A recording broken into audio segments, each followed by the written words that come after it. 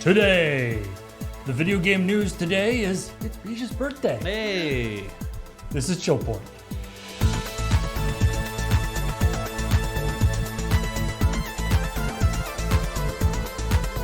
I suppose I shouldn't act surprised. I have a question. Yeah.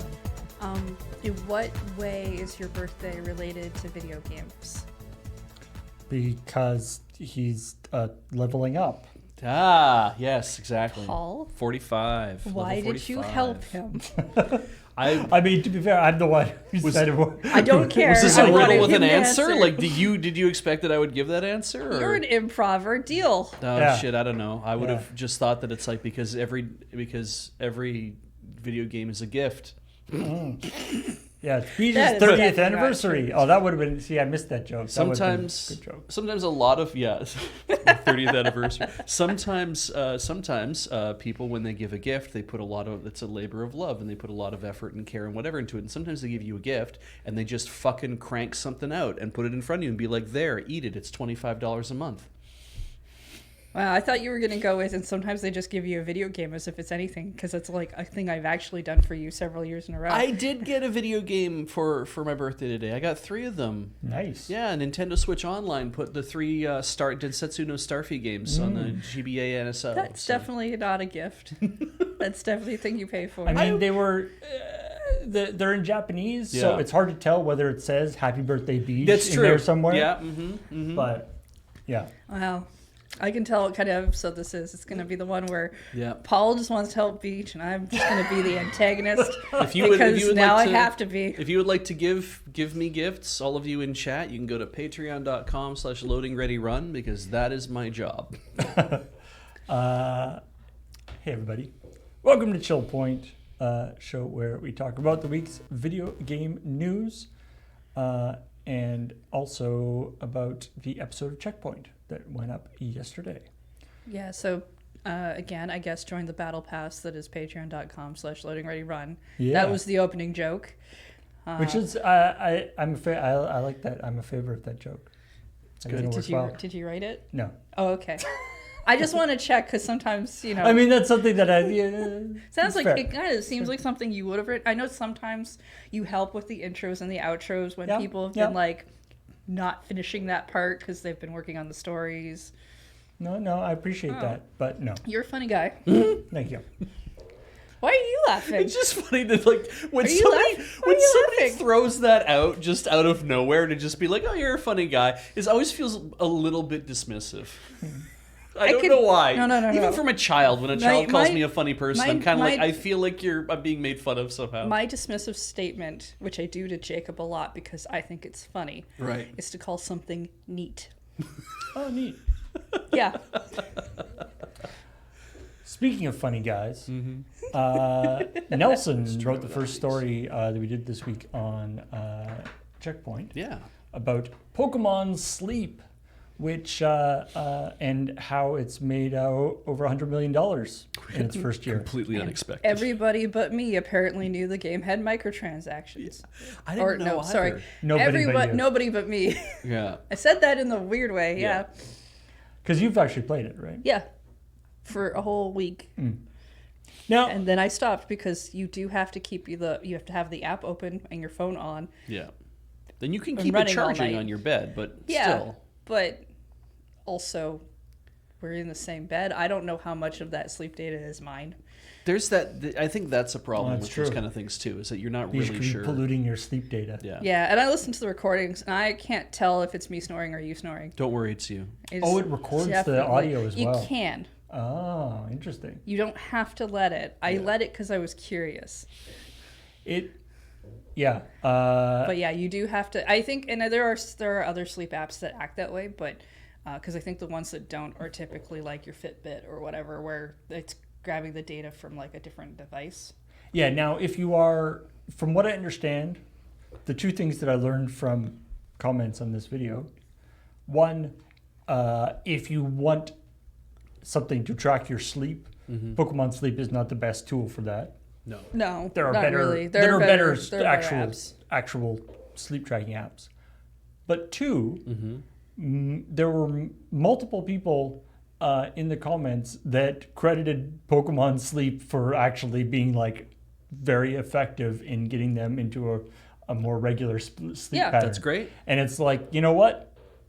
Take Whatever works. Yeah. Right. Like, I don't play it anymore. I tried playing it for like a week. I personally didn't find it that interesting, but it as it was described, it is kind of like a bit of a gotcha game in the sense of like different Pokemon show up depending on what your primary sleep was that night, and you can get shinies and stuff, and you have to befriend them and do these things and feed them until you can like evolve them and whatever. But I do have a couple of friends online who play, and I know that because you have to set it up when you're going to sleep, you are kind of giving yourself that schedule of, okay, sleep time now. And, Right. And, Yeah. and you know, because it has to be running on your phone, you can't just swap to a different app on your phone. Like, there are And you have to put your- ways this can be helpful. you have to put your phone like face down too. It's recommended. Yeah. Yeah. I believe somebody said that if you have Pokemon Go Plus, which is their little smartwatch for Pokemon Go, it will integrate. So you can use that as a tracker. But not just I like don't- Apple Watch or whatever. Yeah, I don't know. I don't know about the watch or not. I know there was a device that they were selling that's like this disc that you can put on your bed. That Yeah. is a One big. of those mattress pucks to detect your Yeah. movement. But if you don't want to spend, because those things are not cheap. No, and the thing Either. is, like, I only saw one person mention that Pokemon Go Plus will work as a movement tracker, and I'm like, I only saw, because I saw one person say it and citation needed. It's harder for me to tell whether or not that's true. So if anybody else wants to go look it up and then post a link or some shit like that, then feel free to do that to let people know. I mean, that, it might does be. work I or just it don't know doesn't. offhand. Yeah. Personally, I remember them trying to sell the puck. But then why doesn't, like, I already paid for an Apple Watch.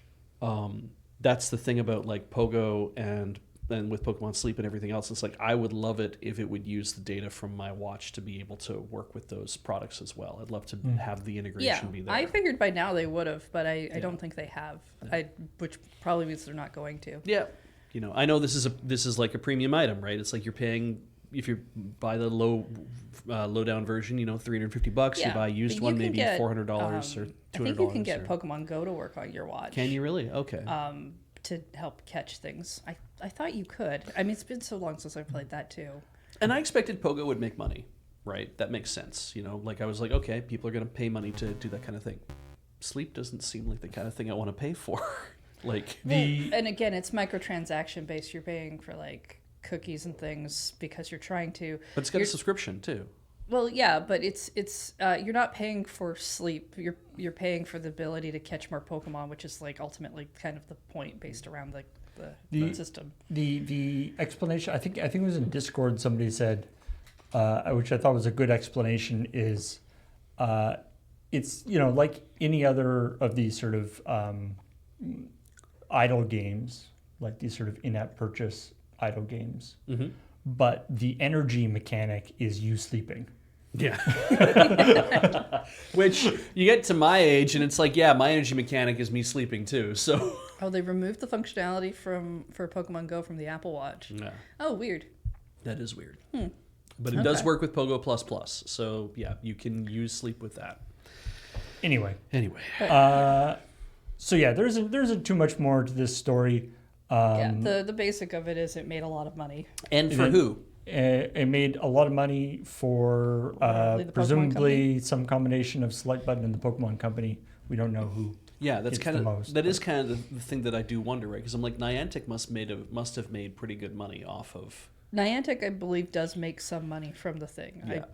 It depends on, yeah, I guess it depends on whether it's a licensing deal or or they're actually just, or they like made the Yeah, and I don't know if a work Start. for hire thing. Yeah, I don't know if Start Select like If it's a firm works partnership. mostly with Nintendo all the time or not. Niantic makes their own stuff. Yeah, that gets into licensing and Because like it's, if you're making a, like we're talking lifestyle apps, but basically anytime I guess that you're making a video game for the Pokemon Company. Like I don't know if Game Freak is the one who's working specifically on Pokemon Cafe Remix as an example, right? But it's like any of those games, I'd have to assume that the developers end up doing pretty good from the partnership. And it would be really interesting to know what that kind of revenue sharing model might be, because I mean, if Pokemon Company comes to you and says, I mean, if Pokemon Company came to us and was like, we need you to make 4 sketches about Pokemon, and we'll get them out there and we'll Please license do them. that. And we'll I do would whatever, be okay with that. And it's like, if they wanted us to do that kind of thing, my hope is that the revenue share on creating these sketches for them, it's like, yeah, we're going to put them for advertising, or put them in this or put them in that, and it's like, however it is you're going to market this thing, that I'd like to see us get a cut of the overall like thing somehow. But if we're doing like white label work, Yeah, I was going to we've say, done in the past, in that circumstance, it's you know, work for hire. Yeah. Yeah. They just pay us to do it. So, like, in terms of, like, if, let's just say they're paying a developer to develop the game and they're going to do all the publishing and whatnot. So, Yeah. in that case, the devs are probably only getting paid for that piece of work. But given the style of game it is, they will probably continue to get paid for the additional work they add on top of it. Because of all the maintenance, yeah. Yeah, maintenance, but like Pokemon keeps adding Pokemon to it, Yes. right? Like that's how you continue to get more people Yeah. for a thing like that. Whereas Niantic makes that game, but I feel like they also do the publishing and stuff, so they may have paid for a license or have a license agreement that allows them to have a portion Yeah. of the money they make through the app. Yeah. Yeah. Presumably, it is different for every situation depending on the Yeah. various. I would find it really weird for the Pokemon Company to come down and be like, "Hey, make 4 sketches, and now we're going to revenue share with you." Yeah. Because Yeah. nobody would do that with us. I mean, I would want them to do that with us. I think it'd be a lot of fun, but Yeah, I don't even know what that would mean in this context. based on advertising, or they put it before the next Pokemon movie. Yeah. But they don't make money off of We that. get a if cut. that's just A cut of advertising, every that's- sale of every Pokemon movie DVD. Yeah. Yeah, they're not going to do Yeah. that. Give us 1 cent per Pikachu. Yeah, that's all we ask. Definitely not going to do that. Well, speaking of different kinds of money agreements, Apex Legends Oh yeah. is in a little bit of a tricky situation where they have they've done one of those hey, we're changing things For your benefit. we're changing things in a way that is pretty obviously worse, but some people have to pretend that it's actually an improvement. Yeah. So, yeah, they're changing up their battle pass. Yeah, so they're rather than having it every 12 weeks, you can get you can do up to 100 ranks, and you get $10 for, and it costs $10 worth of in-game currency. Mm-hmm. Now it's every 6 weeks. There's 60 ranks, and still $10, but it's not possible with in-game currency. Right. You have to pay with your own Only dollars. real cash money. Yeah. And then there's also a premium one that gets you it for $20. And so what's weird about this to me is that this is probably the original idea. Like, I bet you during conversation about how do we monetize this game, I feel like that might have been the first thing that got talked about. We're like, well, how we monetize this game is people pay us actual money and we give them this amount of whatever it is. Like you have to pull numbers out of the air sometimes because nobody's been playing the game yet, right? And you're just like, this is how it's going to be. They give us actual money and we do this because that's actual money. And then somebody would probably say, it's like, well, what if we allowed them the opportunity, as they're playing the game, if they're earning in-game currency on top of being able to buy in-game currency, and what if we did this because we can shadow this and we can, dark pattern that, we can do all this other kind of horse shit. And then that way it feels like we're not just asking you to pay $10 a season or a month or whatever to play this game. And that way maybe people will feel differently and they'll like that kind of idea. Because seeing this now, I'm like, oh, if the whole idea is we're scrapping this model of you have to have some in-game currency, you have to do this, you have to do that. No, look, $10 a month buys you this and you get this, and then $20 a month buys you that and you get that. And there, we have simplified the idea. We're trying to say it's better for you. It's not. But it is probably what they wanted to begin with, was we just need to make money so we can pay the developers, so we can support continuing to make this game. That's just what it feels like to me. It's, yeah, I mean, I would guess that it's sort of inspired by, obviously it's probably not enough people are paying the thing, right? Yeah. Not enough people are buying the thing, or people are spending too much.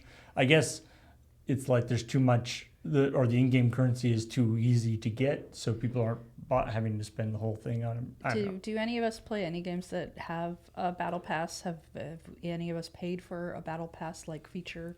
I have never done this. No? Okay. Because I think I'm trying to think about how this works in other games.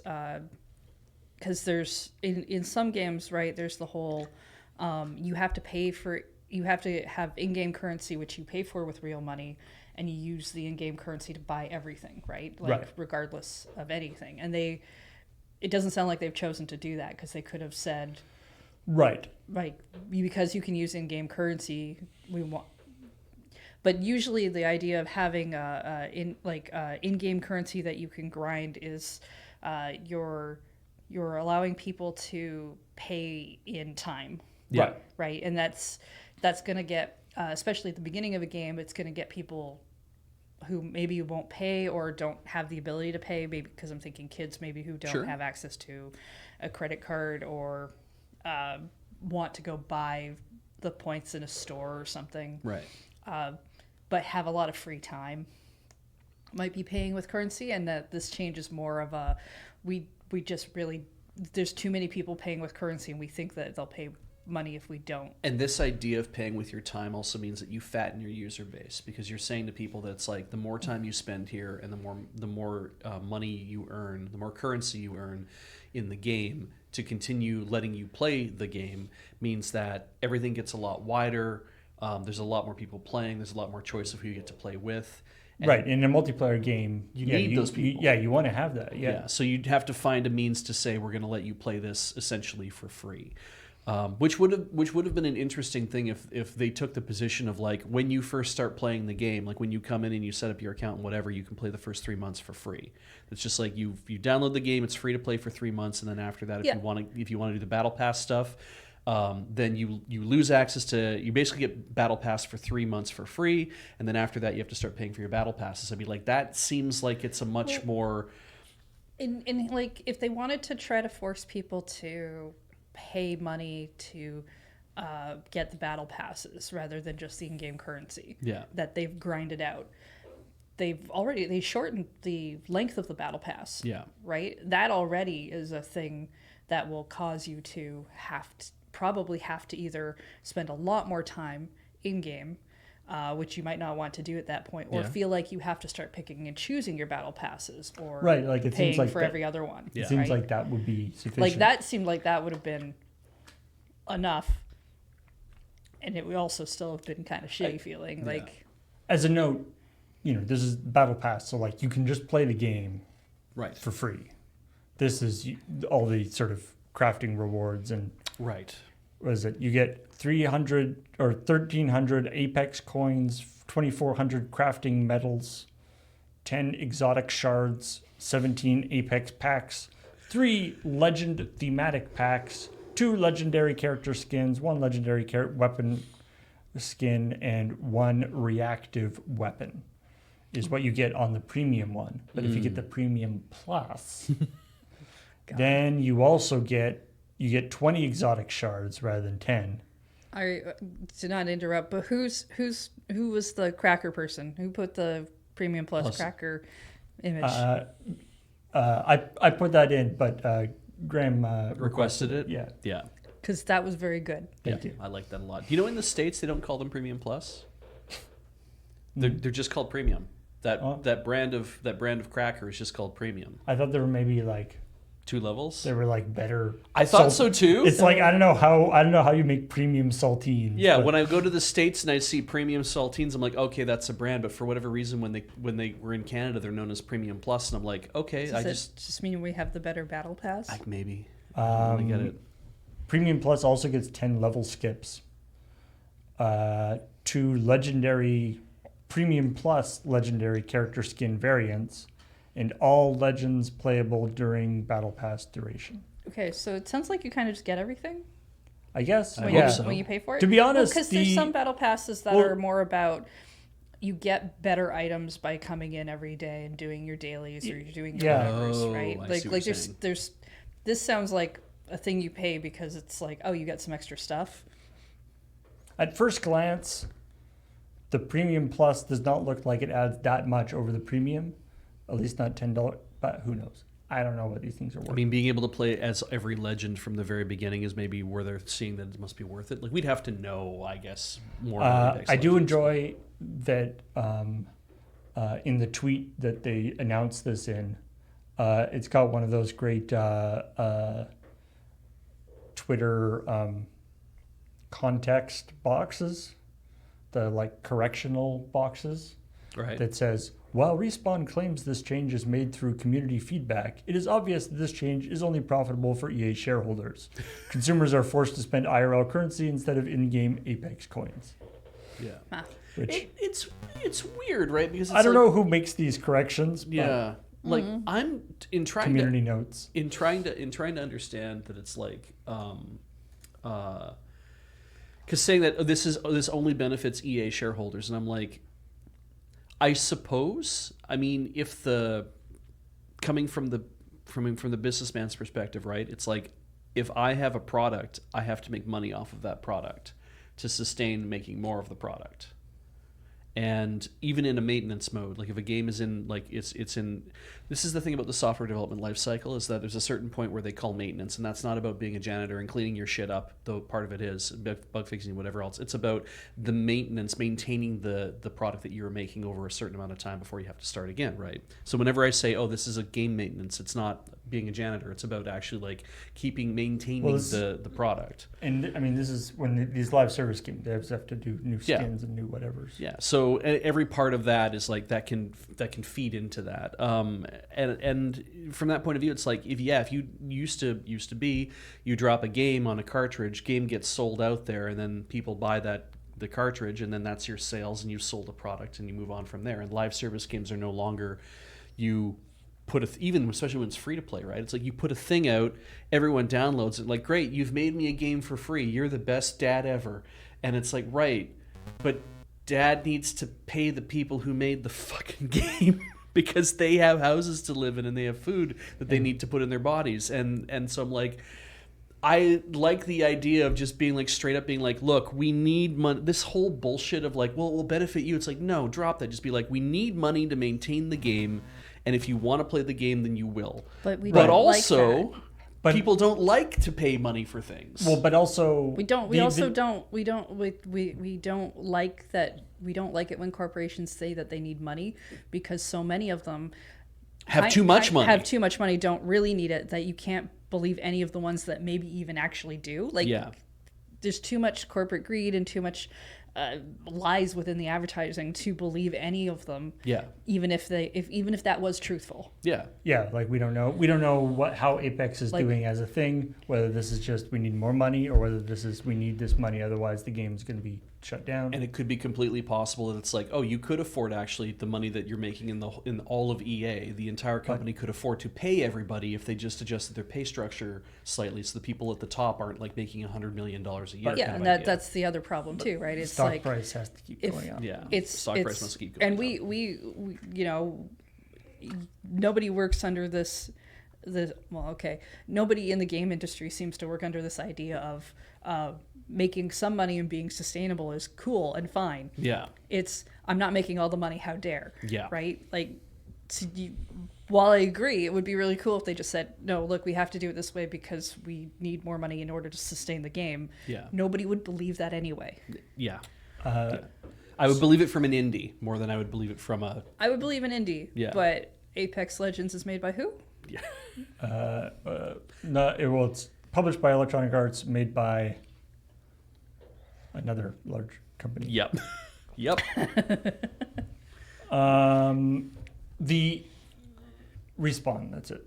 Now, this sort of dovetailed into talking about Game Pass because it was another, the stories are only sort of marginally related, but it's another situation of a subscription thing becoming worse for more. Yep. Yeah, I do think it's a little bit different though. It is, because the new thing with Game Pass is sort of distinctly worse. Yeah. Is what they're like. It's not just like they Yeah. are also raising their prices, but then they're doing this thing where they're dropping the console version of Game Pass and replacing it. They're dropping the console version of Game Pass and making something new called Game Pass Standard. And Game Pass Standard won't get day one games. Yeah, Which so is- the biggest selling feature of Game Pass is only on specific tiers of Game Pass and not on the base Specifically model. like the Ultimate. Yeah. Now that's like when I think about when people talked about like Xbox Silver and Xbox Gold, like back in the day, right? It seemed like there would be people out there who were, and we don't have numbers on any of this, obviously. I'm sure somebody has numbers on this somewhere. We but personally do not. Yeah, we don't have those numbers available, but maybe the numbers are out there where it's like who was subscribed to Xbox Bronze tier, Silver tier, Gold tier, whatever they were all called. Because I know that the discourse was always around, oh, well, on my Xbox Gold. Like everyone just always talked about how they had Xbox Gold. How you were just like, F it, I'm just going to go buy Xbox Gold. Gold was the only, like, Xbox Silver is like, that's just your Xbox account. Oh, it was just free. Yeah, You could Yeah. just Xbox have Gold that. was the paid one. Gold is the one where you actually get all the online stuff. So Okay. that it's not, there weren't a ton of tiers. See, yeah, I didn't know how any of that worked. Yeah. And there's kind of like tiering this stuff where it's like, but that's what you wanted. Like you wanted gold because of the additional benefits that were worth paying for to make that happen. Yeah. And if you have this Game Pass thing kind of smacks that to me because I'm like, well, the thing that you're, if you paying for Xbox Game Pass Ultimate means that you're getting the thing that you actually wanted a Game Pass, which is I just want to play. The game is out and it's on Game Pass and I can play it day one. Hey, that's always been the thing that I know Game Pass is for. And so Game Pass Standard is saying it's still Game Pass, is that traditional Microsoft thing of we're going to name something the same as everything else, but it's going to be different somehow in a way that does not, it's only sharing the cachet, but it's not the real deal. Well, they about a year ago, they introduced Game Pass Core, which is that's the even lower Than standard. than standard. Okay. And that's, you just get 100 games that Microsoft has selected as popular games. Which feels like how PlayStation did their thing for a while. Well, that's how they did. What was it? PlayStation Online. They had a specific one for a while that was just online games. That was separate, I think. And then now they've moved to a tiered system, so Yeah. it's in there Everyone's- somewhere. I mean, and I think a lot of this, I think there's no way of getting around that a lot of this stuff is, the process of like adding new tiers and changing the prices and changing things. There is definitely some sort of obfuscation stuff there where it's like, if we make it hard enough to figure out, people will get the wrong one and pay more. Well, than- they'll pay for the Yeah. one that when you go to the website or wherever you're going to pay for it, where they're like, this is the best one Best for the best value. value Yeah. or whatever, right? Like they always do that pointing it's- out thing or the 'cause most it's like- popular one or whatever. Because the big thing is like Ultimate has both, you get both the console and the PC stuff. Yeah. And so so whereas console did not get the PC stuff, and then there's the PC Game Pass, which doesn't get the console stuff. I believe PC Game Pass is still around and does still get the day ones. But the console Game Pass, so if you were somebody who didn't PC game, you could just buy the console Game Pass, got all the stuff you wanted, and you didn't get the stuff you didn't want, which was the PC stuff. So it was perfect, and you were Right. paying half as much. Okay. I mean, okay. my understanding is, I'm gonna probably get this wrong because this is all like stuff from other people I've heard because I don't use this service.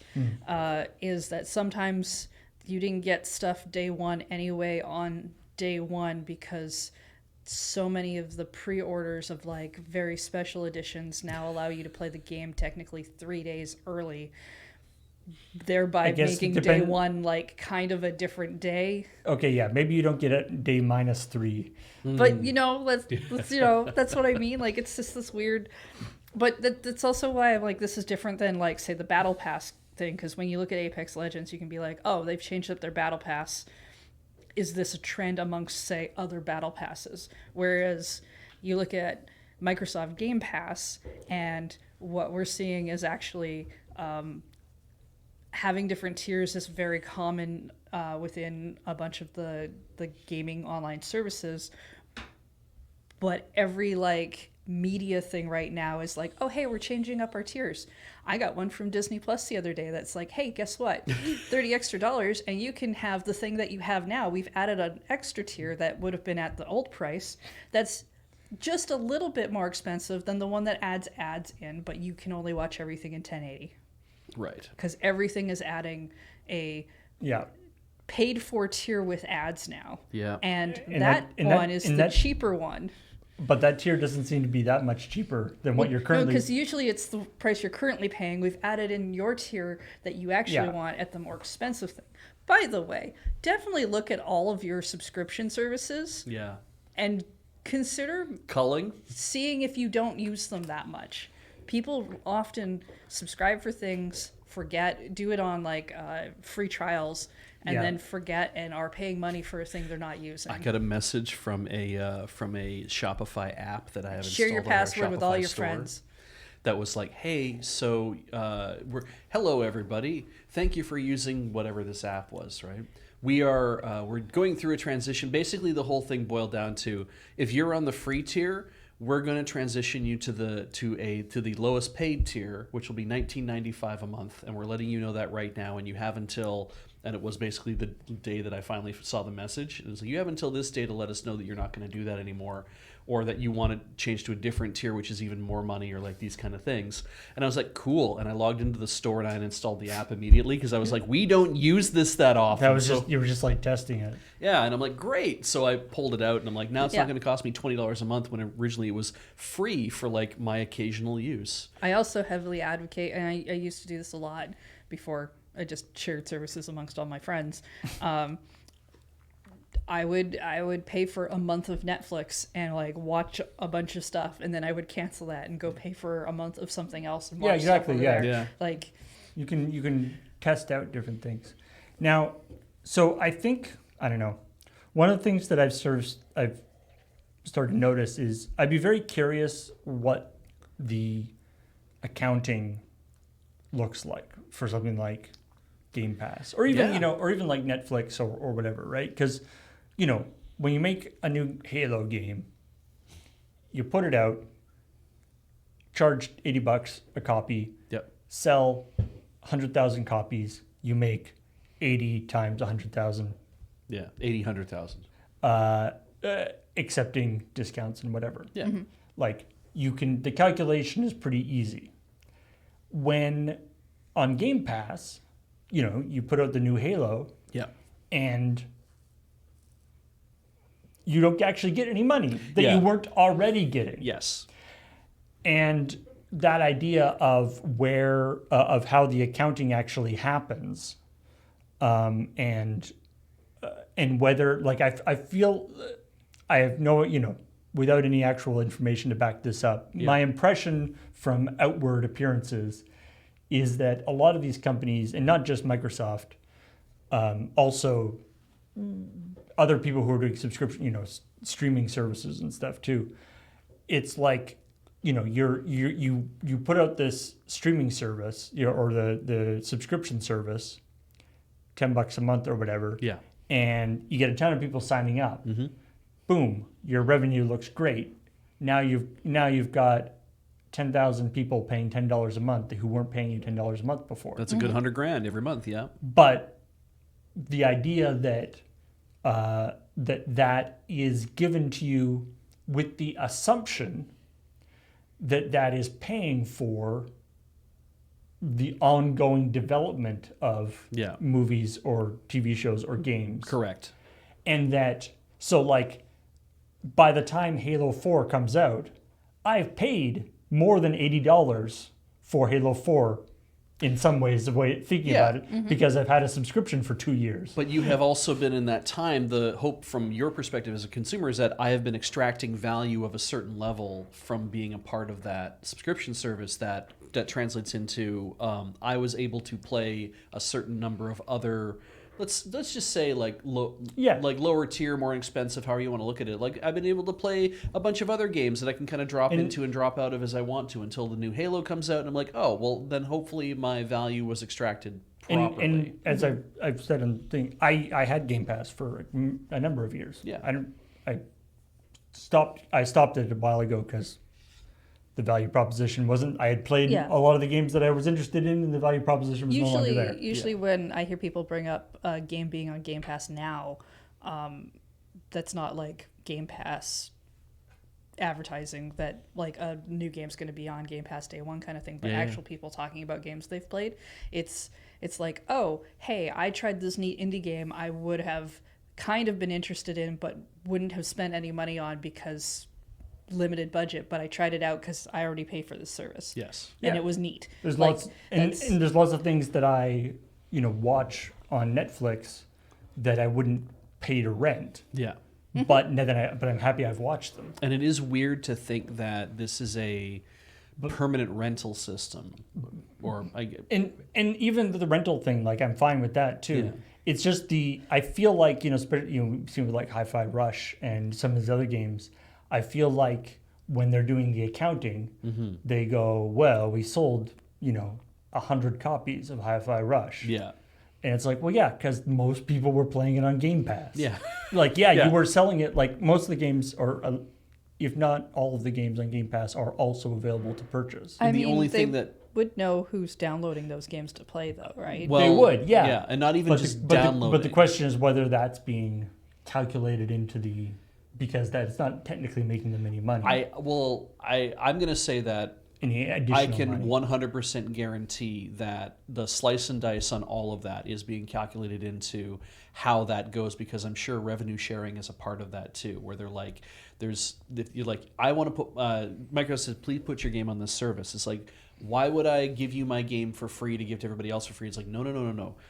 We're going to pay you a chunk of money up front so that we can license that game to be on the platform. Okay, but then whatever you pay me, if my game is a smash hit, then that's not going to work out. It's like, right. So what we're going to do is we're going to pay you this chunk of money to put it on there, and then you're going to get a percentage of what people have paid. And that might be like that Spotify model of, you're going to get like a tenth of a penny or so like that. You're going to get $1 a month or whatever. You're going to get a chunk of this money that comes in off of everybody who has decided to play it, and then we're going to use that to basically justify how we purchase games in the future, because they need to know what's worthwhile and how much they're paying out as well. But it's like, Microsoft just spent $69 billion on, getting Blizzard Activision. Yeah, what a great move.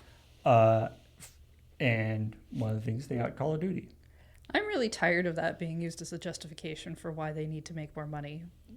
I'm not saying it's a justification. No, but like we do. But like, They got Call of Duty. Typically, Yeah. the production cycle for a Call of Duty game would be you spend $100 million or $200 million on the game. Yes. And then you make $2 billion when you sell it every year, or whatever stupid amount of money that game makes. Yeah. But now Microsoft is, I feel like now that they've spent the 69 million or billion, they are now realizing that they're like this whole, day one Game Pass thing. They're like, we're spending $200 million to develop this game. Yeah. It's going to come out and it's going to cause a small uptake in Game Pass subscriptions. Yeah. But like, that's it. Yeah. Probably. Like the whole industry is structured around getting these huge infusions of cash at semi-regular intervals. Yes. And if you're on the subscription model, that's not happening anymore. And if you're still expecting that to come in, and it's not, because you've been getting iterative pieces, which you've been getting subscription revenue, which is great. But if you're still expecting that big influx of cash to come and it don't come, that is very bad. But It is- isn't that what they want in the end? Nobody Yes. to actually buy any games Games as a service. and only do games as a service. Only But they want you to also pay $80 for the game. There's as a that too. service. Yeah. An initial install, and they want you to do the rest. Like, because there is a, I mean, construction works much the same way. If we want to look at a different analogy, is that whenever you're building a building, what happens a lot of the times is that building a condo. Let's talk about doing that. You build 50 unit condo building, and then what you're doing is, as you are building that building, you are working as hard as you can to sell every single one of these condos. Because what you need is that money to come in, so that as the money is trickling in from the sales of whatever, that you are taking that money and paying your people who are building the stuff. So anyway, because of that, they are like, well, we need to pay our bricklayers, we need to pay the people, the carpenters and everything else, and as that the electricians and plumbers. And most people who are building buildings are suffering the entire time because they're like, shit, I got to pay so-and-so tomorrow because of all the work they've been doing. Sorry, I just felt really insufficiently cool the longer I sat here. Fair. Because you have to take the money that you're earning off of the sales of the condo and paying everybody else. It's like, okay, great. And then you're still left with debts at the end, so you have to go build a new building. So you can sell more units off of whatever the next building is, so you can pay the people who are working on the last building because you did not make enough money. And it's it's this thing of like, you have to keep building and have to keep doing everything because everything's set up in this way to pay the people who are working on the last fucking building. And it's like, it's not sustainable ultimately. I guess in that analogy, if instead of selling condos, you're selling apartments. Yeah. And it's like, we're going to be making more money in the long run, but if we run the building ourselves, but we can't build the building assuming that huge chunk of money is going to be there. Exactly. You have to wait for the rentals, the income to come in to basically pay off whatever it is, which means you're waiting on paying the bank back all of that stuff. No, the majority of most stores actually buy all of their products on credit. Yeah. And then ideally pay that money back on the sale of the item. Yeah. They have to, right? Yeah. And it's because this kind of the way that the capitalism has evolved is to be like, we can put this thing in front of the consumer immediately, and we have to basically take it on faith that we'll be able to pay back what we would owe to the company that made the thing in the first place, and then that's going to translate into that thing happening all the way down the line for everybody who's making a product. So the screws that go into your laptop, it's like, well, that person's waiting on getting paid as well. And like, everyone's kind of waiting on this long chain of, I need to get paid, and you're paying them off of the sale, the last thing you just made, so you can afford to make more of the thing so you can sell that in the future. It sucks. It's such a terrible cycle. And I don't know how the video game industry, like the software industry in itself is trying to like massage that cycle to be like, what if we can just get everyone to pay us money every month so that we have a reliable subscription scheme, that we have spread our risk across a whole bunch of different people, so that when they go to our Patreon, that they can basically, we know that it's like this much money comes into the Patreon every month, roughly, and we know that we can make a decision based on the Twitch income that's coming in, roughly. And it's like, we're working in this world, like that's what we're doing as well. And I know that all these other companies want to do the same thing, subscription income translating into a more stable income overall. I don't know how well it's going to work for every industry. It might work a lot better Anyway. if they stop trying to spend however many millions of dollars to make a single game. Yeah, I agree. Refactor that and say, It's what if we didn't have to do an that? unsustainable industry. Yeah. It has been for a very long time. I had assumed that And what we're would feeling happen. it a lot this year. What I thought would happen is that Madden would just eventually become like, here, it's the same engine as last year. You're paying $15 this year for a roster update, and that's not what they do, because they know that people don't want that. People want whiz bang. Well, they've got all sorts of career mode stuff now. Yeah. Anyway, I feel like we've gone probably all sorts of different directions on that one. Well, it's very easy to do. Very easy to be angry. But But so cool now. Power World and Sony well, Oh, are Yeah. teaming up Aniplex. to create Pal World Entertainment. Yeah. Which will apparently be working on developing the reach of intellectual property and expanding commercial business endeavors. So their first order of business for Pal World Entertainment is to get the merch out for Shanghai's Bilibili Fest. If you don't know what Bilibili is, it's a streaming platform and maybe some other stuff, I'm not sure.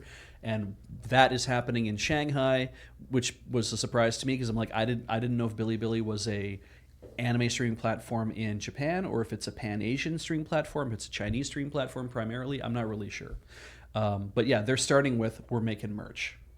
I saw quite a few people in the comments speaking positively about Pal World. Yeah. People enjoying it. It's got there's a certain amount. The updates and stuff have to keep coming, or else people Lose interest. lose interest. Yeah, it's an online whatever kind of game, right? Well, we know that from looking at the Steam DB that there was an initial juice of 2 million daily users. Mm-hmm. We remember that happening. But we also remember that within that first month, that at the end of that month, they were down to 100,000 from 2 million. And some people in the comments rightly pointed out that you can make a very successful video game on 100,000 people a month are playing your game. Agreed.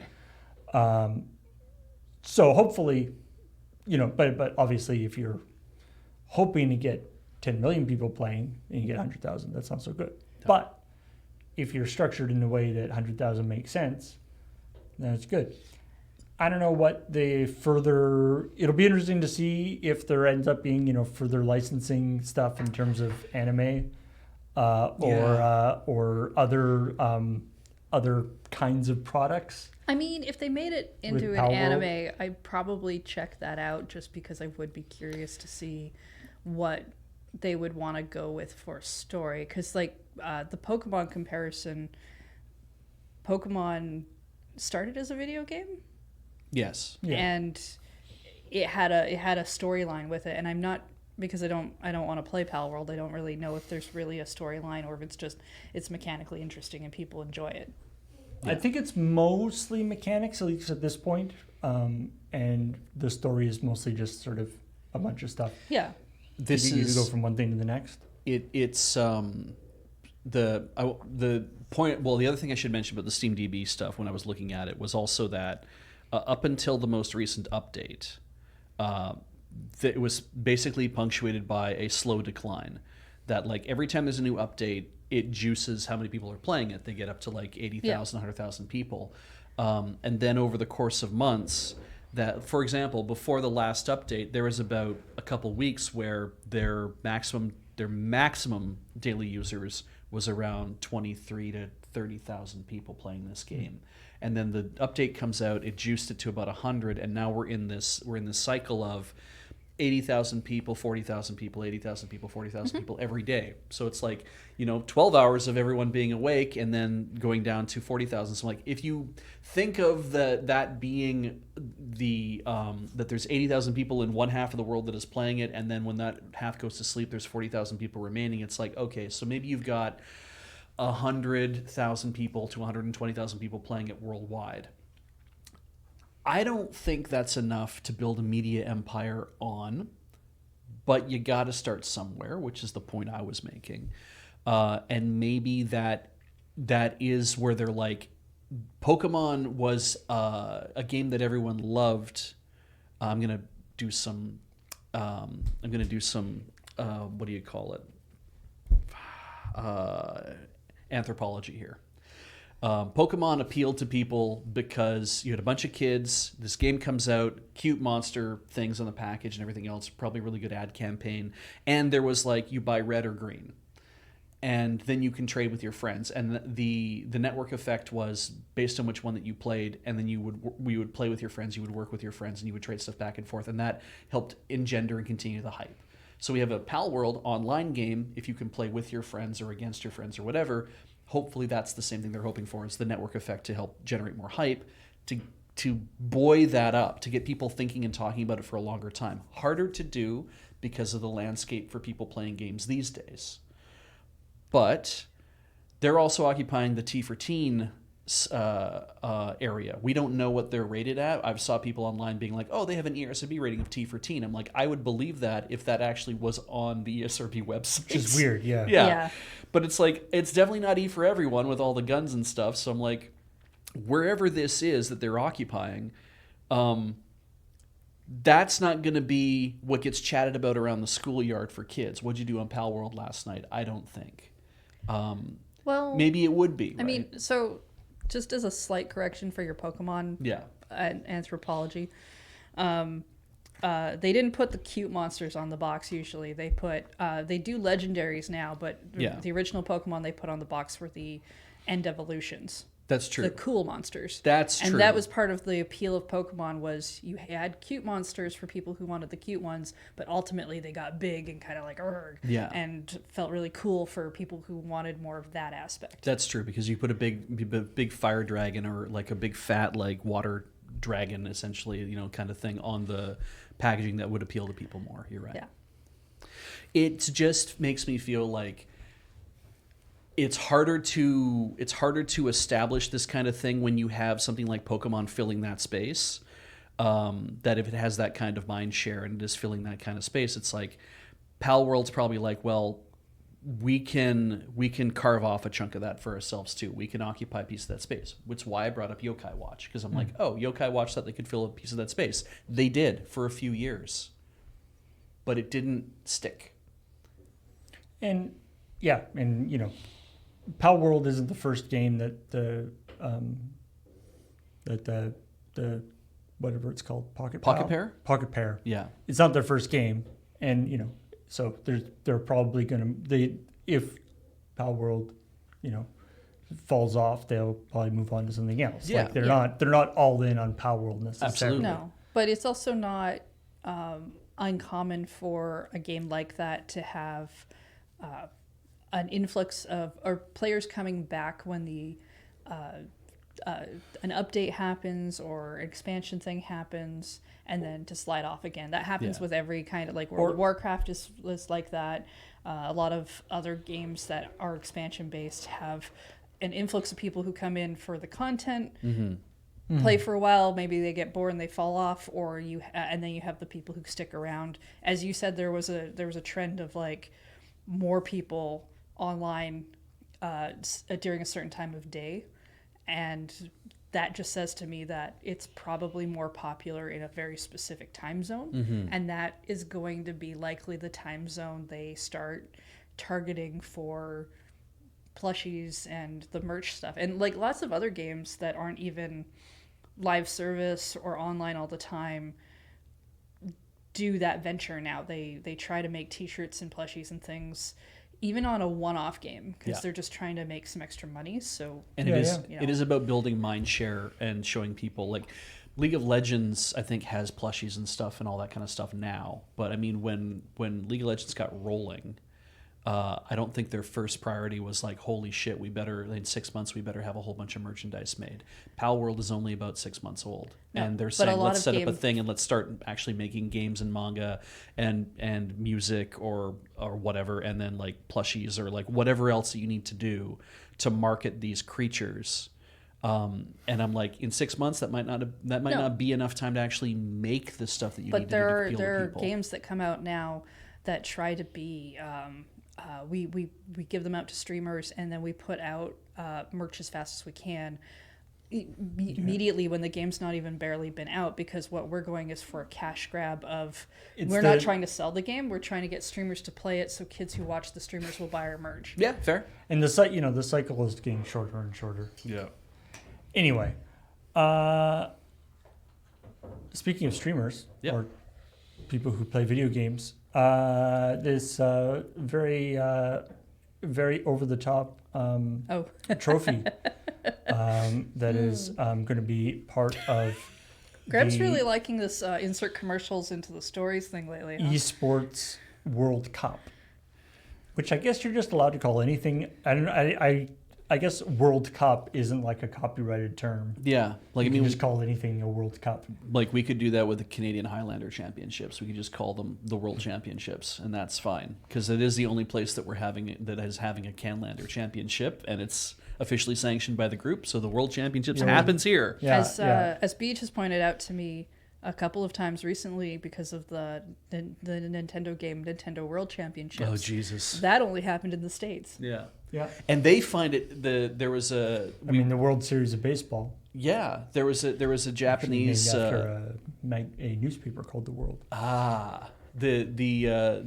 We watched a brief Japanese video where they were talking about how it's like, oh, we're gonna play it's Arima from Game Center CX, from the Retro Game Master kind of thing, and he was on this thing, and they're like, we're gonna play Nintendo World Championships.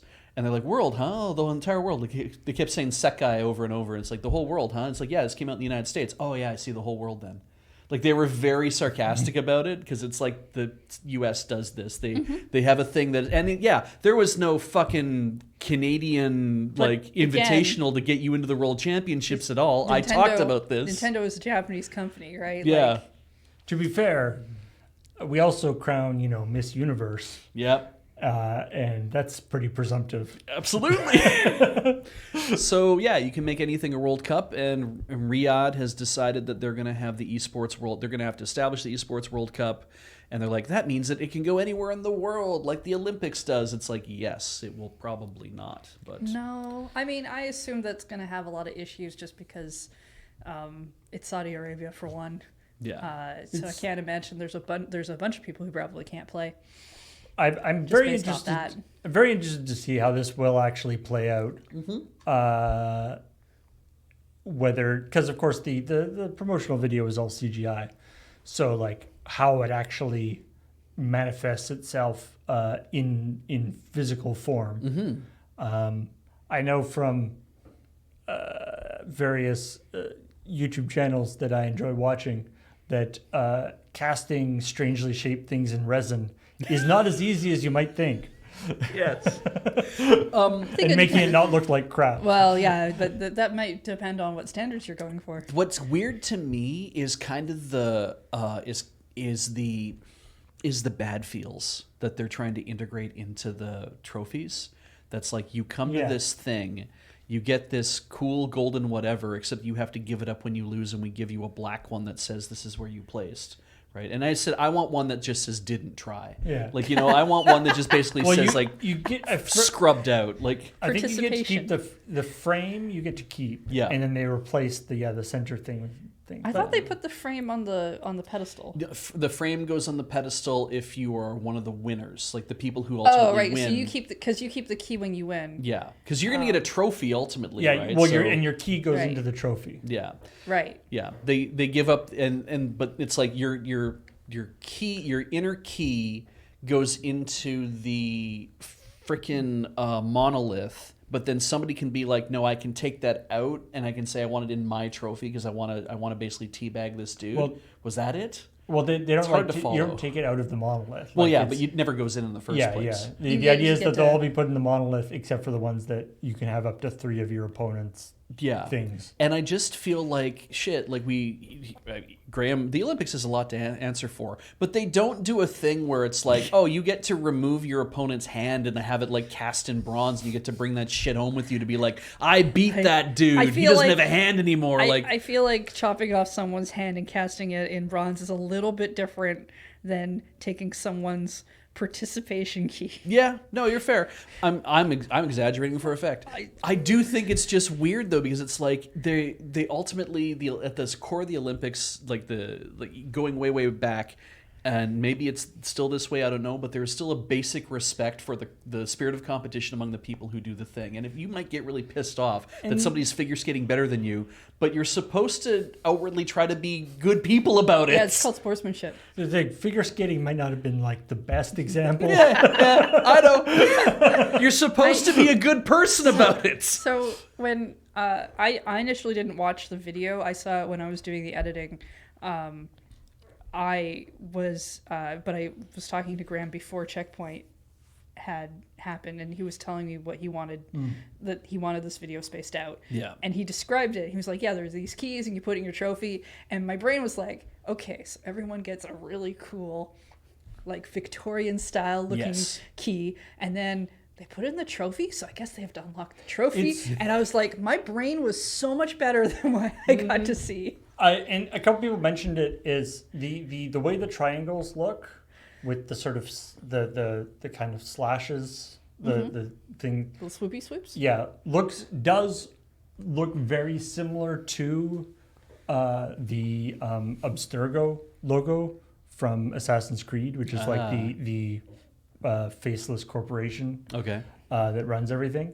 And the and especially and like the gold, like collecting gold keys and putting them in things like that would be 100% like an Assassin's Creed puzzle. So what I'm hearing is that this esports world trophy is incorporating the wrong games. It should be for Assassin's Creed. I saw some great ideas in here where people are like, go ahead. Actually. Well, I was going to say, also apparently it's not that far off from what they actually have in like the Yu-Gi-Oh video, the Yu-Gi-Oh anime. Oh, okay, fair. For trophies. How inspirational.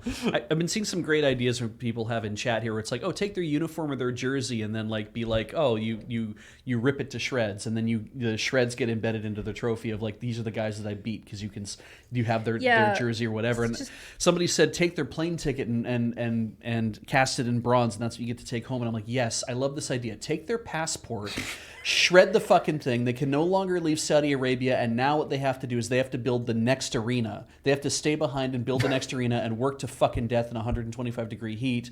And if they can do that and then make their way out, if they can win the next thing, then they can take somebody else's passport and then they can become them and they can go home. See, I think it's fine to give somebody a trophy. It's like, you did a good thing. But a trophy that's made up of the bones of your enemies? Well, yeah, it's essentially like trophies you've taken from your enemies. It just, I've seen the reality TV shows that do that thing where the person like basically is stealing people's dog tags and being like, haha, I've defeated them because they got voted off the island or whatever. And like, well, no wonder you're the fucking villain. Yeah, there's a reason we don't steal people's dog tags in combat. That's a fucking war crime. Yeah. I remember when we were doing Strip Search, the cartooning reality show that we did with Penny Arcade, we had a whole bunch of the premise for the elimination that we do every night was that the loser would have their comic destroyed. Yes. In progressively sillier ways. Yes. You know, making the smoothie was very good. Rip it up, make a smoothie, destroy it in different ways and stuff. But I mean, part of the problem we ran into, which I was something that we didn't expect, but it actually turned out very well, is that Mike and Jerry are really nice guys. Yes. And it got to the point, especially later on in the show, where there was a lot of pressure on everybody.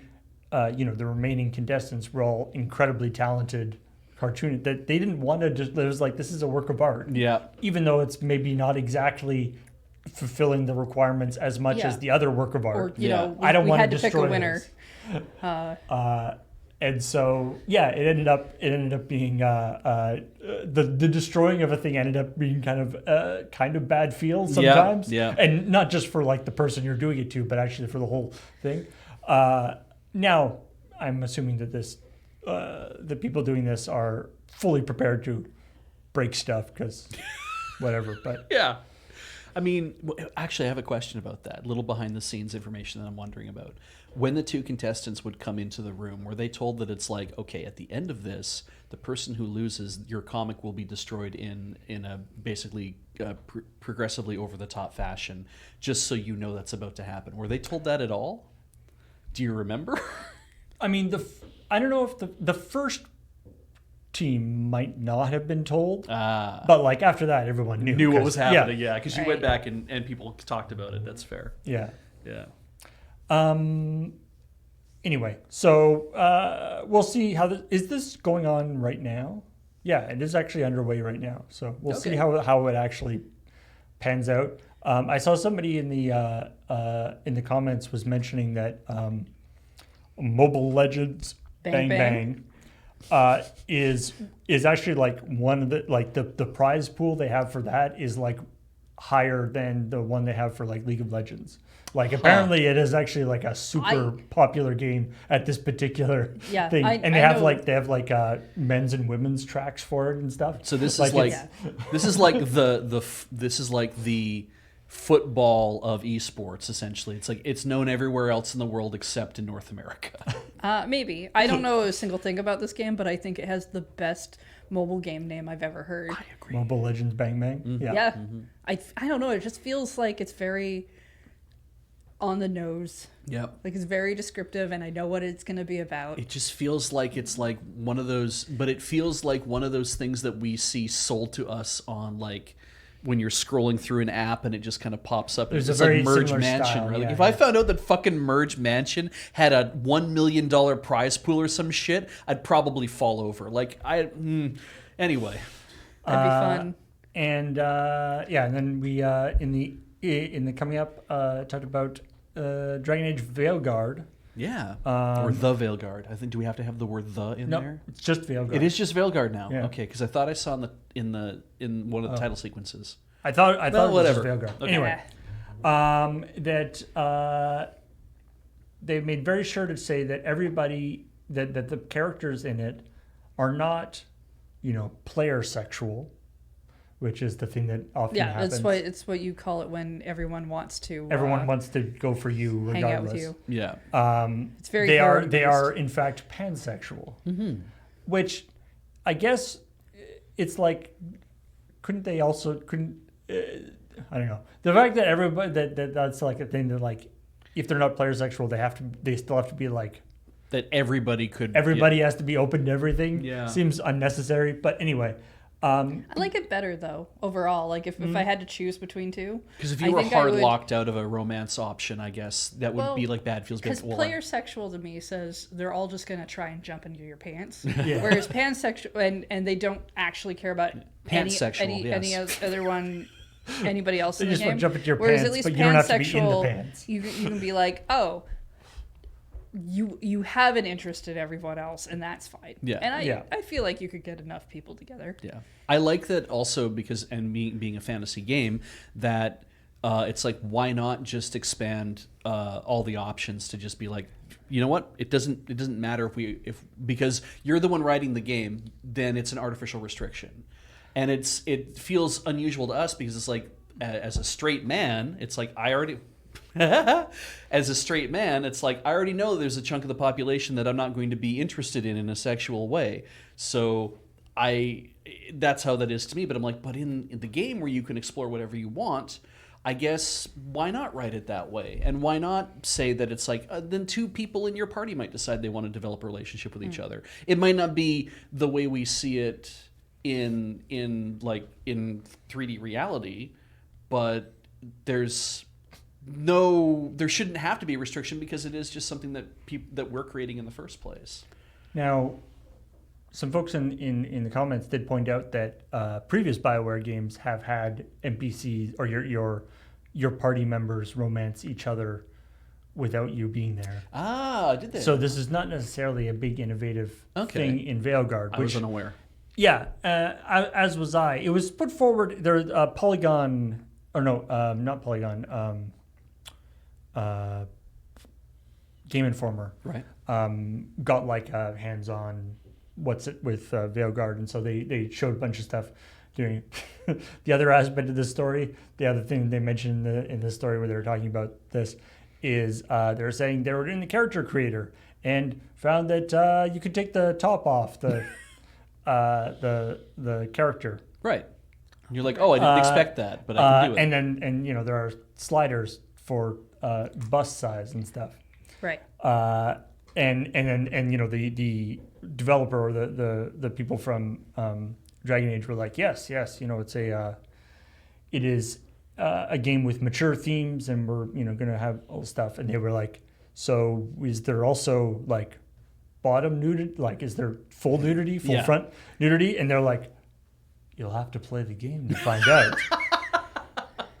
Which is like, really, that's what you're teasing? Yeah, Like, yeah. that's where you're going to draw the line? There is a series of lines too, right? Because it's like if you're gonna have full frontal nudity, then on top of that, you're like, well, are you gonna have like how sexual is that full frontal nudity? Are we gonna go for like just like European art film? Are we gonna go for like softcore pornography? Are we gonna go for hardcore pornography? Like where These are you the drawing the line important in this game? Questions No, that that need to be nudity answered. doesn't equal sexual, right? Right, but that's why I'm saying like it's European art film might have full frontal nudity, and that's usually not in a sexual context. But then as you're like crawling along, it's like, are we gonna see like just like 'Cause- front on straight penetration? Like, are we gonna see all that stuff from multiple angles?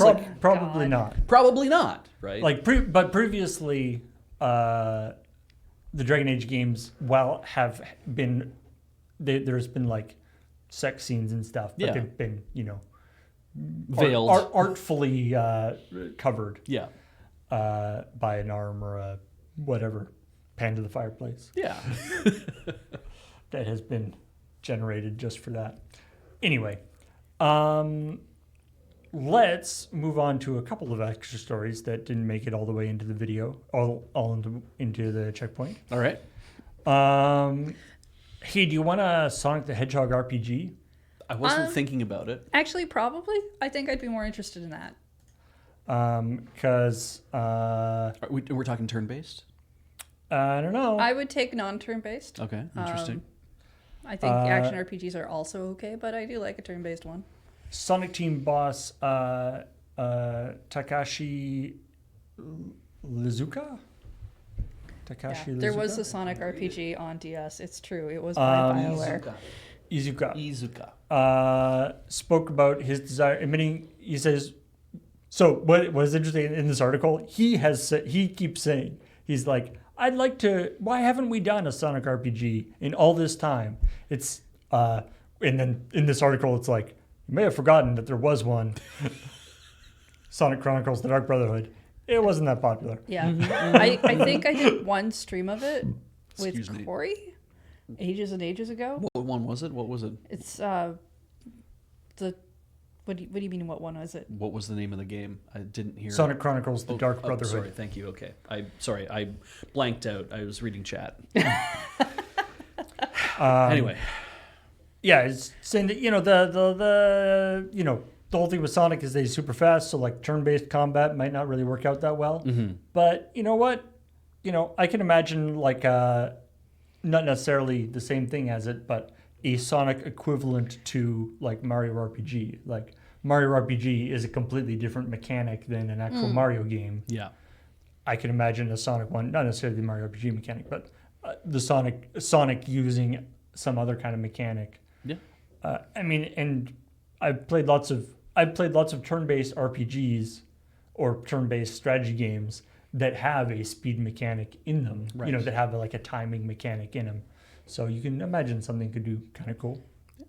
So there is some thought. It's like, why haven't we done this? It's like, well, you have, but also But the also, fact that there's postulations. the like, idea maybe we that- should. Yeah, people. He was in like a Q&A session. And some people asked him about it. Well, like It says there's just a dream right now. There are no concrete plans. again, at this point. BioWare made that game, so he might not be thinking about it because he may not have had Right. much exposure to it or any work on it. Work on it, like. Yeah, he could be newer to the team. I'm not sure how long. Oh he's been yes, around for. this spooky ass thing. Oh yeah, this was weird. What a All great right. thing.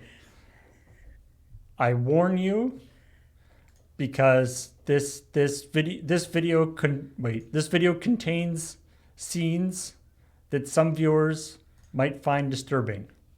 I'm just passing that along. You might want to switch it over This first is- because it's This short. has a rating of Peggy 18.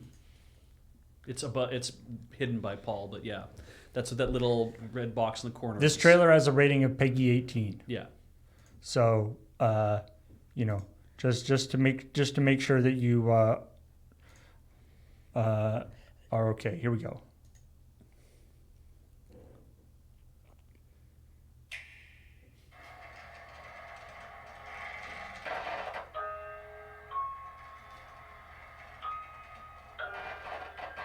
This is for an upcoming Nintendo game. And So- hopefully I won't have to cut that out of the video. No developer. That's no it. publisher, just Nintendo Switch and Nintendo, and that was on what channel? That is on the the UK Nintendo one? UK channel. The official Nintendo And the UK name channel. and the name of the video is Emio, EMIO. EMIO. Emo. Yeah. Emio. Emio. So, what I love about that is that it's rated PEGI 18. Mm-hmm. It's got the like viewer discretion is advised. Yep. It's just a guy. He's not doing anything scary. Nope. It's just because of the music And the and the, color like, the grading. filter. Yeah. Yeah. It's like I feel bad for this guy. He's standing there. He's got a smiley face on a paper bag. He's just standing there. Yeah. He's not doing anything scary. What I'm hearing Why is he rated? uh, Why is he viewer discretion is advised? Yeah. He's just a guy. What I'm hearing is Paul would like to see a remix of this video with a happier piece of music. Yeah. I mean, there was like 2 different paper bags too. I noticed there's a quick flash of either the same guy or different guy, but wearing a different face on the bag. Which maybe that's the mechanic. It's going to be like Super Mario Odyssey, but you change bags instead of hats. My current guess is Luigi's Mansion 4 made by Blooper Team. Blooper Team. Oh, no. Don't let Blooper Team anywhere near that. So No, thank you. know, it was unsettling and creepy and And also like how many PEGI 18 games are there for Switch? yeah, probably not a ton. There's some, I'm sure, but the fact that it's on Nintendo's official channel and that there's been no information given about who the developer or the publisher is makes it sound like even if Nintendo isn't developing it, it sounds like they're publishing it. And they have in the past done stuff that has been like the Famicom Detective Club stuff was stuff that they made themselves way back in the day, and they came back and said we're going to do more I've of heard this. suggestions from some people, speculations, I should say, because they're chat rooms and stuff that I read that think possibly Fatal Frame. Yeah, I could see it. I mean, in the sense that Fatal Frame is one of the only other sort of horror games that Nintendo has actually made. Yeah. Like it's Or has published. and that's kind of what you go for. I know I've seen a couple people be like, what am I supposed to be excited about? Why did they do it this way? Shouldn't they have given us more information? And like it's a teaser. It's a teaser for one, but it's also creepy, and they've given absolutely no information. That's why everyone's talking about it. We'll probably get more real information yeah. a little later, and that'll expand on that.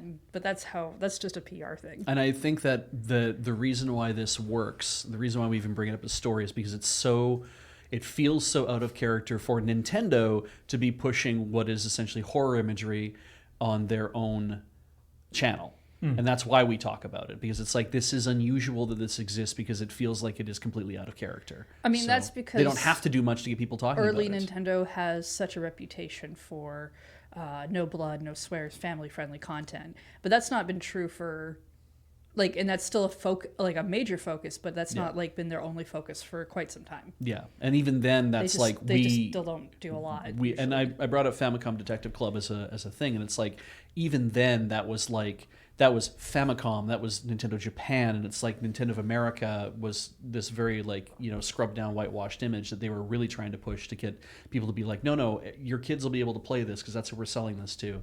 Whereas in Japan, they might have been more like, we want everyone to play games, so we're going to make games of all types for people. We're going to do visual novels or those kind of things. And then they came around on this I guess they probably coalesced around an idea of let's just make family-friendly games because that's where the larger market is. But somebody asked in chat, does Nintendo own Fatal Frame? They do not own Fatal Frame, but they published Maiden of Dark Water for the Wii U, and then they ended up republishing it. I think they republished it for the Switch.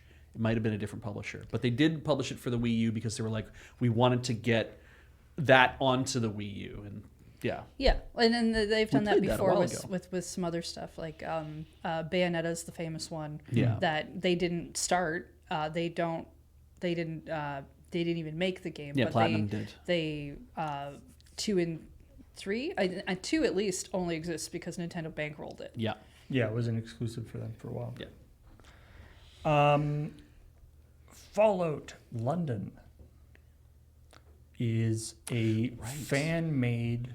Oh, right. I got excited for something official. DLC quality. Yeah, a fan-made expansion for Fallout 4 that they've been working on for quite a few years, and is huge. Yeah, it's they call it DLC quality.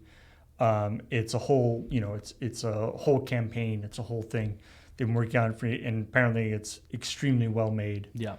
All tons of new assets, new cool things going on, stuff. It was planned to be released April 23rd. Okay. Um, What's the new date? I saw some videos about it online when I was playing Fallout, and people were really excited about it, but they were like, oh, we're running into some trouble. So the problem is that a little bit before April 23rd, Bethesda announced they were going to put out the next gen update for Fallout 4 that revamped a whole bunch of the graphics, added a bunch of quality of life stuff. Okay. Did ostensibly a very good update on April 25th. So 2 days after this expansion was no. supposed to come out. And coincidentally, a bunch of the quality of life things, changing a Right. bunch of the things, also messes up a ton of the scripting stuff. Yeah. Okay. Yeah. Uh-huh. And so I remember have- hearing about this now. I like this, the quote from the guy that's, it has, for lack of a better term, screwed us over. Yeah. Yeah, because they wanted to, there's the Amazon TV show, of course. I'm sure he said it though in like English, so like chumbled the bumplup or something like that. Something very cute and just completely impenetrable. So yeah, the next gen update requires many of our internal systems to be updated, and the content they created using the Fallout 4 script extender had to be all updated with new code. Oh my. And so with it dropping, with the new update dropping just 48 hours after our planned game launch, the last 4 years of our work stand to completely be broken. Yeah. We had a release candidate all ready to go, but we've had to go back and do a bunch of fixes. So anyway, they apparently are back into QA testing now. Okay. And this is actually going to be released on like GOG. So this is like, they're actually getting a good release on it. That's which is pretty fun. cool. Yeah. So if you've got Fallout 4, check it out. It's saying the most annoying thing for us is having something and then delaying to wait for the next gen third party fixes. Then I have to do another update and it's still not working. So because of course they're using other plugins and stuff to make it work. Which so those have to be updated first. Ooh, this. I mean, so technically they could say you could have played this as long as you decide not to update your copy of Fallout 4. So, well, actually, what they're saying is that they've actually, it has been under frustration, and every setback requires a testing process to restart. So we've decided to go with they're actually using a downgrader mod thing that sort of allows it to hook into the old Fallout stuff. Okay. So, and then when the next gen update stuff is sorted, we'll try to update it for that. So. They have a plan. They were going to release it on Nexus mods, but the files ended up too large to host on Nexus mods, so GOG provided a way to release it. Yeah. I'm just getting like Serious Sam vibes though, right? Because like Serious Sam was a mod originally, I think, for Half-Life, if I remember correctly, which itself was a mod for Quake, if I remember correctly. I don't know. I don't know. Quake 2 or something like that. what But it's you're like, talking I seem to remember Serious Sam being a thing like that came out as just a fully fleshed out game. It's like, hey, we this was originally supposed to be a mod and we worked on it a long time and eventually we're just like, actually we licensed and ended up licensing the engine and just releasing it as its own game. And it kind of feels to me like with this, I'm like, this is again all a volunteer thing, but if you've worked for 4 years on it, I imagine at some point some people were like, what if we just found a way to license the damn engine from Fallout and we could just release it ourselves? You'd also have to license Yeah, exactly. more than just that. Or you'd right? have to go in and you have to change a whole bunch of shit in Yeah. the game and just wipe out a bunch of names and stuff and be like, oh, they're not called vaults, they're called caves. I mean, there are games that have done that. Yeah. Bloodborne Cart became like Nightmare Cart or Yeah. something. Yeah, that ended up happening. But yeah, it's I would like to see Fallout in different areas of the world. Yeah. Just because I'm curious about that. I feel like that idea of that universe of like what happens culturally in different places. Yeah. I feel like you only have because sort of communication is so restricted. I think in the Fallout games, the fate of sort of the rest of the non-North America world is pretty unknown. I think there's, I believe There's there's little like scraps of little info. scraps of Yeah. information and stuff. Like I think Canada just gets annihilated, if I remember right. We But get like, annexed, I believe, by the United States, and so therefore, yeah, we're pretty much yeah, fucked. there's Yeah. not like a lot up there and things like that. But that's all based on like tiny pieces of information. I'd really like to see just something set somewhere else. Yeah. It's there's a because also I think we learned from the TV series. I guess maybe this is a spoiler regarding where vaults go. Is that they do pop up all over the world because the company Vaultec was selling them to just about everywhere wherever Yeah. they could do it. So it wasn't just in North America. It was and there was a lot of other companies involved in selling stuff everywhere too. So yeah. What else is up, Paul? Did you like Okami? I haven't played it. I want to. Boy, I restarted it several times. I hear yeah. it like ends 3 times. I really liked it. Good. Oh, good. It is I a like very- the artwork of it. Yeah. It is a very, very long game. It Yeah. I feels would like say. it. I have But it. It's kind of been in my It's- list, but also I've heard it's very long, so it's kind excellent. of. It's excellent value for money, in the Oh. sense that like I was like I played the game, and I was feeling really good. I beat the final boss, or what I thought was the final boss. I had you find out all about stuff about this little village, and friends become or enemies become friends, and there's a redemption arcs and all this fun stuff. You learn about all these new things. Sounds good. But and then in the back of my mind, I'm like, in the like options, the like inventory menu, there's like a lot of empty space. That's weird. They're weird that they would do it like that. And yeah, it turned out I was like a quarter of the way through the game when I thought it was the end. And then it was just like, oh, cool. I mean, I enjoyed the game, so I Great. was like, great, more game. Yeah, But absolutely. it was just odd. And it kind of threw me off. Okay. Anyway, What I'm hearing is I could play it forward again if I played that. yeah, super fun, super great game, made by a garbage team. Yes. I don't believe that's the wording they used, Paul. This is according to Hidegaki Kamiya, who is You would remember from Platinum Games. yes, he's saying he got pretty drunk during a late development party and said, "This team is the worst." He called them weak. Yeah. He says he now doesn't deny that he said that.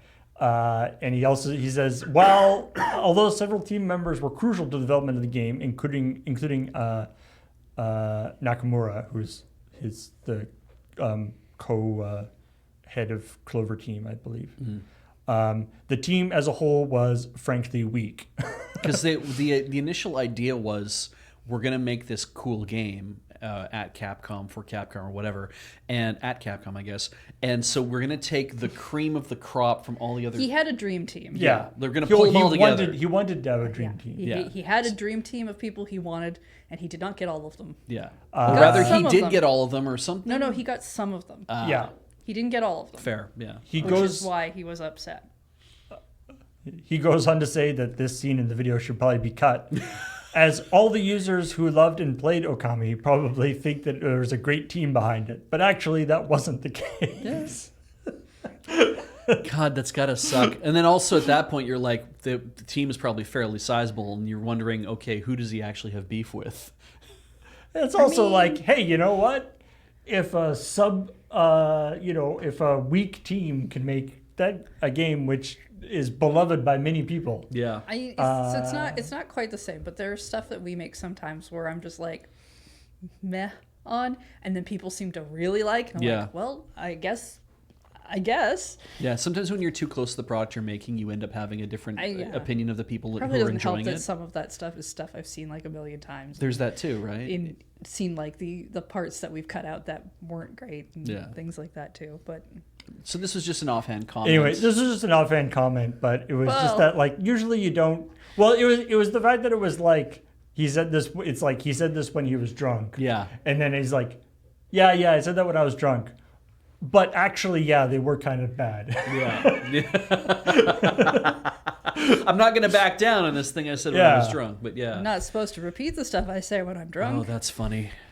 That is kind of is my understanding, as I've been told from people who have been in who have lived in Japan and worked in the culture, that it's like when you get drunk at a party that's like at a work party, it is understood that anything you say to your boss or that your boss says to you is stuff that you are not supposed to talk about or remember the next day. That you're like, if you have been drinking and your boss has been drinking, and the things you say to each other is a tacit agreement that has nothing to do with your job and has nothing to do with your position in the company, and you're supposed to completely ignore it. I've heard that too, but I also heard that like 15 or so years ago. So I don't know if that's current work culture or if that's still there. I assume it's partially still there amongst an older group. Yes. But at the same time,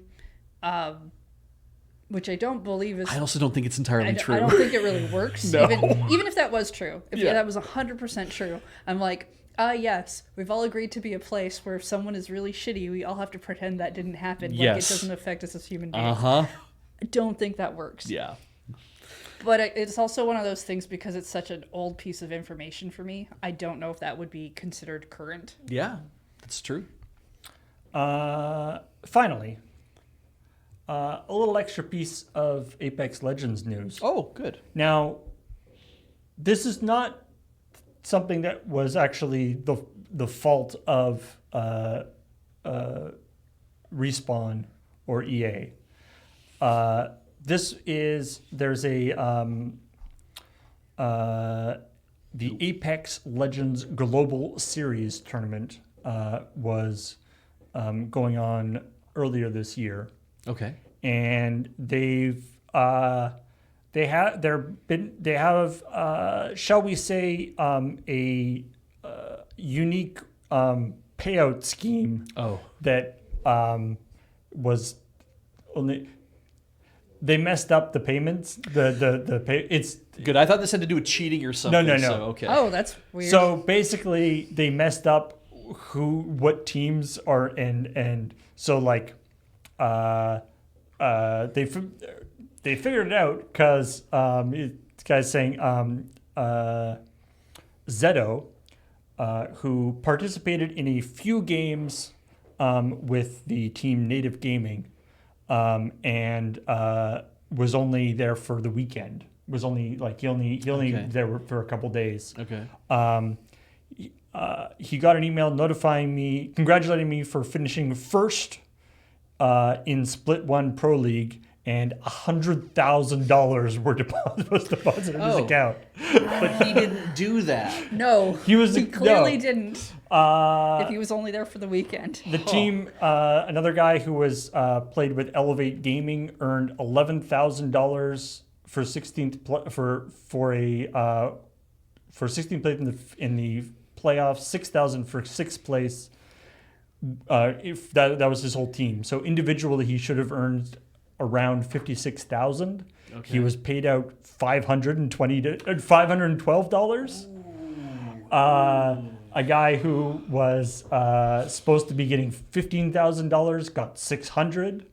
But it's not that they're shortchanging people, because a guy who placed 11th got £137,000 or euros. Oh my God! Like no, pounds. Sorry, pounds. Like weird spreadsheet error, or like all the information is completely wrong. Yeah, a guy and somebody who won 315 Korean Apex Legends Pro Lee, Karen P. Minhook, his team won $315,000, and he has been awarded $475.85. Oh, Jesus. So apparently they're working it out. Yeah. Yeah, I guess, check your Excel spreadsheets. Because I'm trying to think of how you would manage that and how you would do it. I'm like, literally, you would just do all this through an Excel spreadsheet and a bunch of formulas that are meant to make calculations for each person. Yeah, Yeah, they say the statement says, due to a systems error, a number of players in the recent Apex Legends Global Series competitions received incorrect prize payouts. Mm-hmm. As the partner responsible for prize fulfillment, we are working to quickly resolve the issue and ensure all players receive the correct payouts. Apparently, it took a little bit for them to even do a statement, which I'm assuming this, as the partner responsible for prize fulfillment, we're working on quickly. I bet there was like a quick, okay, somebody's got to fall on their sword on this one. Yeah, absolutely. Holy shit. Like, this, this better not blow back onto, Electronic Arts or Respawn. Yeah. This is your business. Yeah, you guys organize the tournament, so... This is up to you. Yeah. Oh. Anyway. It's the guy in 11th place gets $100,000 and the guy in 6th place gets $500. It's like, what kind of prize payout system are you guys doing? Yeah. That company is scrambling.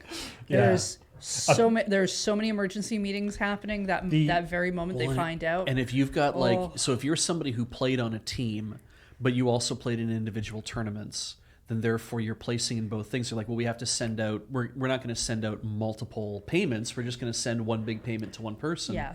And it's like, right. And then your math is wrong. If all the payments are wrong, they're probably going to try to get everything reversed and then redo it. Yeah.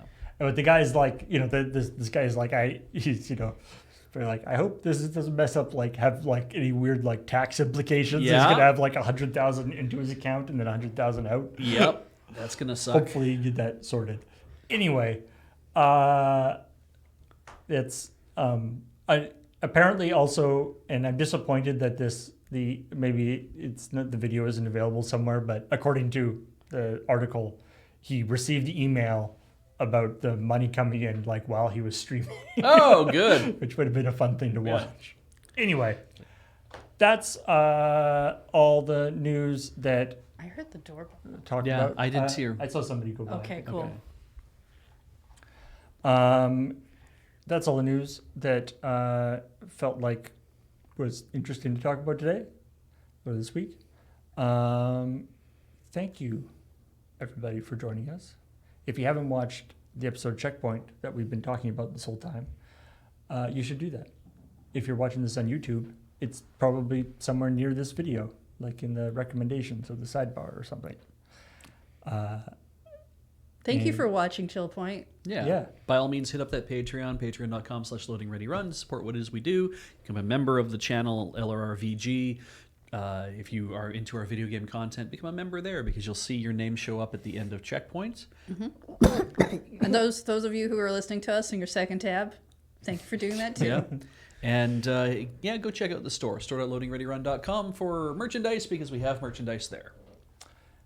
We will talk to all y'all later. Bye.